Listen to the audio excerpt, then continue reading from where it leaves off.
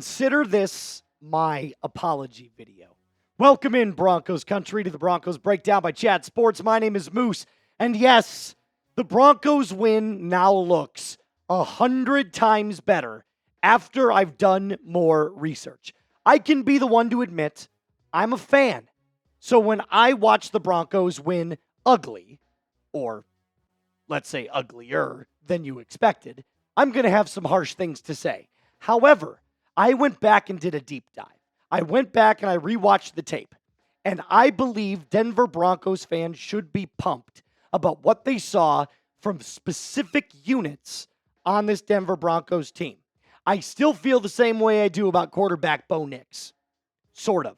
I'll explain here in just a little bit. However, you do know the Broncos are on a winning streak, right? 3 preseason games, 1 regular season game. That's 4 games in a row. Don't be the guy that jinxes the winning streak. Hit the thumbs up icon and make sure the Broncos stay in control of winning in week 2 against the Indianapolis Colts.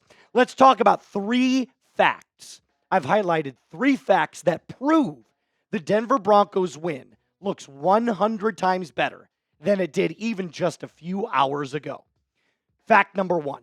The Broncos were one of 5 teams in week 1 to get 40% pressure rate on opponents' dropbacks. So against their opponent, the Broncos were 5th in week 1 in pressure rate. The Steelers came in at number 1, followed by the Cowboys and Commanders. The Atlanta Falcons, believe it or not, came in at 4th. And the Broncos come in at exactly 40% even. Now, I'm sure you're wondering, why on earth does this matter?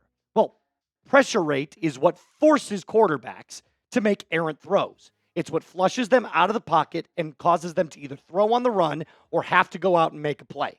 Especially against a rookie like Cam Ward, it's clear that Vance Joseph wanted to put as much pressure on the young QB as possible. He did that.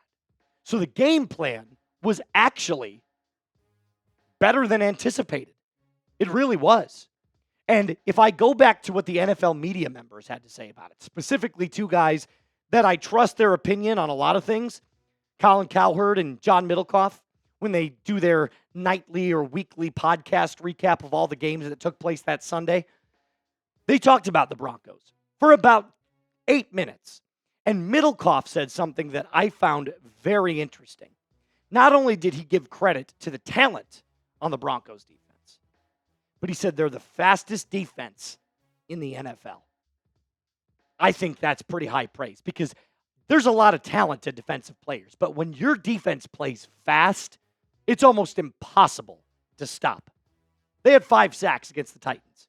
Could have been more. In fact, I know one specific play where Jonathan Cooper almost had his 2nd sack of the game. So it should have been, really, it was this close to being 6. Now, I do want to at least mention something because we talked about how dominant the defense was. And yes, you're going to hear more about a dominant defense. But I'm sure you're wondering, well, where does the offense roll into this? Because he said it was 100 times better. I do believe the worst of the offense was in week 1. And there's a couple of stats that I believe highlight this, specifically in the run game and with quarterback Bo Nix. But first, I want to give a major shout out to our man, our defensive coordinator, Mr. Vance Joseph. His defense is going to continue to dominate. There was a specific game plan specifically for Cam Ward and the Titans, and that was blitz, blitz, blitz, blitz, and keep blitzing. And they did just that. They absolutely annihilated that offensive line. And you can look for more coming up against the Colts in week 2. Granted, they have a much more talented and tenured offense than the Titans do. Now, before I get on with my offensive takeaways and my reasoning why I think the Broncos offense actually deserves a little bit more credit, I have to tell you about today's sponsor, and that is Prize Picks. You and I make decisions every single day. And on Prize Picks, being right can actually get you paid. Don't miss any of the excitement this season on Prize Picks, where it is good to be right. It's very simple to play. Pick more or less on 2 to 6 player stat projections. If you get your picks right, you could cash in and win real money all football season long. You could join millions of users and sign up today. Download the app. It's that purple P with the white outline. Go to your app store, click the download button, and use code CLNS to get $50 in lineups after you play your first $5 lineup. That's code CLNS to get $50 in lineups after you play your first $5 lineup. I will have all of that in the comments and description of today's videos. Prize Picks. It's good to be right.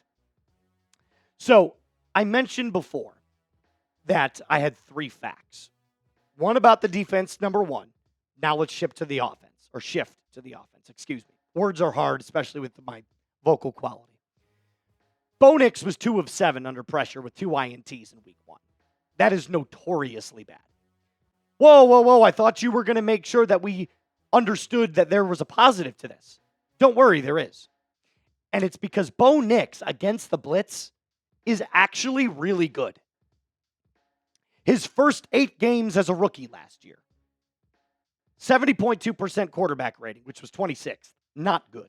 His last 9 games, 113.5 rating versus the Blitz, which was 9th in the NFL as a rookie.